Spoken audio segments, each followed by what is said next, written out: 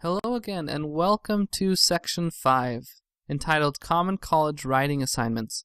This is a section that I think many of you will find very useful. It's one I'm also especially excited about.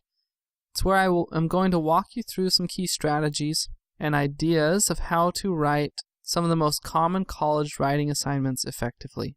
So today we'll begin with the opinion editorial, or the op-ed. First, as always, let's go ahead and talk about the purpose. The purpose of an op-ed or an opinion editorial is to persuade your audience to agree with your claims and then to act on a specific issue. So today I'm going to walk you through first some pre-writing ideas and then each part of the actual paper and give some strategies, talk a little bit about each part of the opinion editorial, the op-ed paper, so the introduction, the body, and the conclusion. But first, the first thing we need to do is to choose a topic. We do this obviously in our pre-writing stage of the writing process. So when we're pre-writing, we need to think first of what topics are relevant in your current life. It's very important to remain current. And I'll talk about this, or I'll remind you of this again at the end, but it's also a useful idea to choose current topics that can also be read as controversial.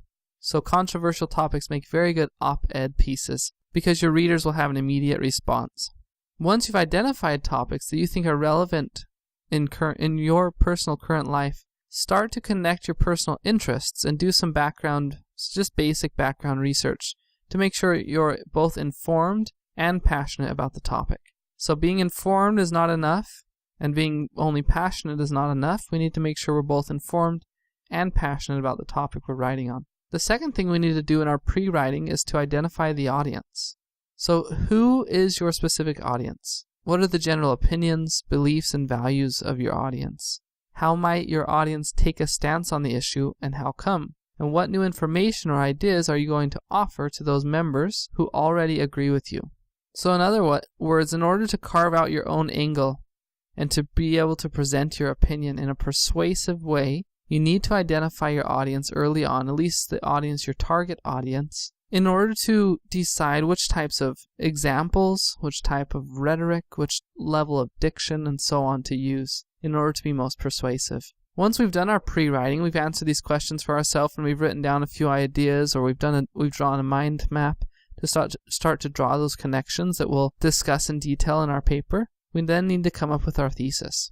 As we develop our thesis, it's important to first remember that a really good opinion editorial is not simply an emotional rant. You see these all over the internet these days, of simple emotional rants about controversial topics. That is not an effective opinion editorial. An effective opinion editorial strikes a balance between emotion, logic, and the effective appealing to authority.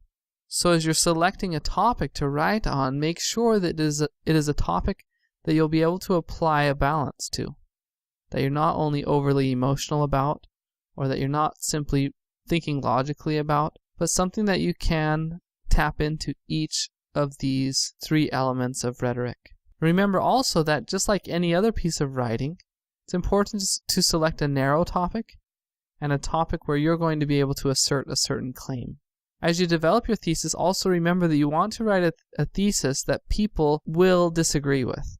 Right? Of course, you want to persuade people to agree with you, but your thesis should invite counter-arguments. It should invite disagreement. Remember, this is your opinion, not a fact. So you want people to both agree and disagree. So as you think about this, you should think of the possible objections to your thesis. If you can think of a number of good counter-arguments, that means you're on the right track. That means you have a good thesis. So questions to ask yourself as well as you're developing your thesis are things like, does the issue have at least two sides? And is my stance on the issue clear? Once you've constructed your thesis, and again, as always, I'm happy to take a look at your thesis for you before you even begin to write your paper. But once you finish your thesis and you've done your introduction, we move on to the body. For the body of an opinion editorial, remember opinion editorials are typically quite short, quite brief, and to the point. You should identify 3 or 4 main reasons why your audience should agree with your thesis. You should state each of these reasons as the topic sentence of each of your body paragraphs. So each body paragraph should discuss only one of those 3 or 4 reasons. And remember that each body paragraph needs to give evidence that supports your original thesis. And within opinion editorials, it's also important to remember that you can and even should use both formal and informal research. So life anecdotes, peer surveys, as well as research into more reputable sources. So once we've created our body through 3 or 4 main paragraphs, each discussing only one main reason that our audience should agree with our thesis, so we move on to our conclusion. When we conclude an opinion editorial, it's very important that we conclude, again, of course you don't always have to do it this way, but it's quite effective to conclude again with your own commentary on the topic. And you do this by doing things like providing a personal anecdote to illustrate your personal investment in the topic. So concluding on a personal anecdote that connects with the audience and shows your own investment, and about speaking frankly about the larger politics, interpretations, concerns, and so on that have to do with the more narrow topic there at hand. And if you're looking for examples of good opinion editorials, the perfect place to look is simply at your favorite newspaper or your favorite newspaper columnist. Take a look at how he or she introduces the topic, what topics they're choosing, how they develop their body paragraphs, and of course how they conclude. And to conclude today, let's give you some final tips. Remember, your topic should be current and controversial. Those make for the best op-ed writing topics.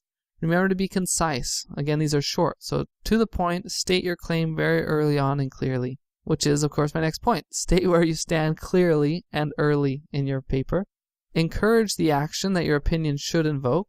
This is also a great thing to do in your conclusion, is to encourage some sort of action, invite your audience to take action. And that's it. So in my opinion, opinion editorials are some of the most fun writing you'll be able to do in college.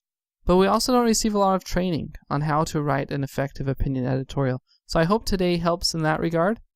If you do have any questions, of course, let me know. And I look forward to our next lecture on literary or textual analysis.